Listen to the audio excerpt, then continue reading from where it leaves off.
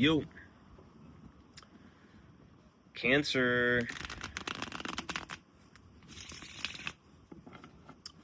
Welcome to your Line by Sign. Let's talk about September. Cancer, is definitely going to be some things to let go of this month. But this has been sand that's kind of crumbling through our fingers for quite some time. It's going to be important for you to move quickly as paths are illuminated and you start to understand where it is that you're standing.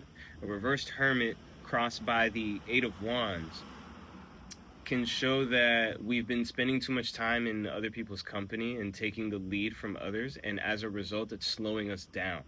And in order for us to really confront where we need to go next, it's gonna require us letting go of certain aspects of self that no longer serve us. The Death card reversed is at the top of the reading, really saying that like the most present thing in our mind is trying to hold on to versions of ourselves that no longer serve us. It makes me think about the idea of like things we used to be celebrated for that we're no longer celebrated for. Like they're just not desirable traits. They used to be cool, they used to be trendy, they used to do something that like, you know, brought you attention or brought you success, but they are not doing that same thing for you anymore, and it's time to let it go. Eight of Coins is in the past. We're really good at this. And so I think it makes me think of the concept of like taking what works and leaving the rest. And that is how we've done things in the past. It's like, yo, yeah, there is a way that you've done things, and I get it, and like you're comfortable with it, and it's worked, and it's kept you safe. It's not serving you, so you got to take what works and drop the rest. And while that's scary, moving into the scary is what's required in order for you to find a new safe space.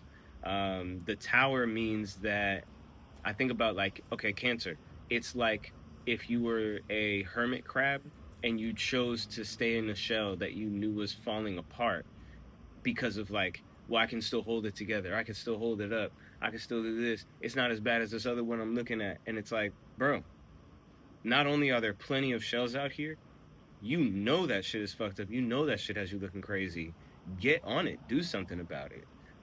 But you're waiting for someone to come up with a shell and be like, oh, here, and it's like no one is even recognizing how badly fit something is for you because it's just for you.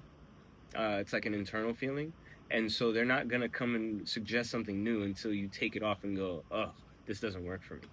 And so that's where like I said, the Tower moment, it's like it does require getting naked, and that can be embarrassing, but only because you're not in love with yourself and you think that what people are attracted to is the clothes. So when the clothes are gone, you're like, oh no, what are they going to see? And it's like everything that they wanted to see.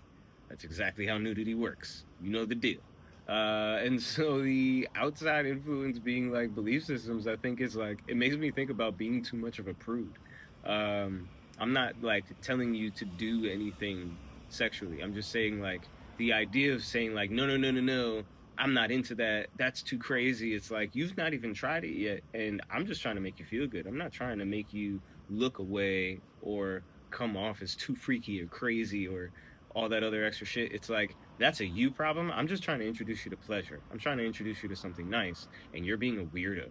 That's the outside influence. So it's like, don't judge your freak. Let it fly. Let the freak flag fly, and allow yourself to like feel into the pleasure of every situation and find out what it takes to compile like a list of feel good, right? If you only have one or two places to go to feel good, then feeling good feels scarce. Feeling good feels rare, feels uncommon, and you can end up lingering in spaces longer than you should, assuming that, well, could be worse. And that's essentially what the Ten of Wands reversed is saying. It's like, oh, well, it's not like the worst I've ever done. It's not like the most work I've ever had to do. And it's like, bro, what are we talking about? There's still a 10 on the table. So the reverse is about like you removing the burden and recognizing that's an external thing to be held. That's not me. And that's probably what's distorting your perception of self-value, is you thinking that you're too much. And in reality, it's just you're holding too much of everyone else's stuff, And so when you show up, it looks like things are a lot heavier than they really are. So the best way for you to get taken care of, drop everything and pretend that you're weak. Oh, I can't do it. Oh, I sprained my wrist. Oh, I broke my nail. Oh, whoever is going to help me. And it's like relying on the other aspects of self that attract people to you beyond your capability for people to show up in service and really just be doing what they're supposed to do, because the Queen of Cups is meant to be taken care of. There's definitely not a question about that. So if that's where we're trying to end up, and we just got to let things fall in order to get there, drop the luggage and wait for that real nice traveler to come up and say, oh, let me get that for you. You know what I'm saying? Embrace your inner damsel in distress. Hope it's a good September for you. I'll catch you on the other side.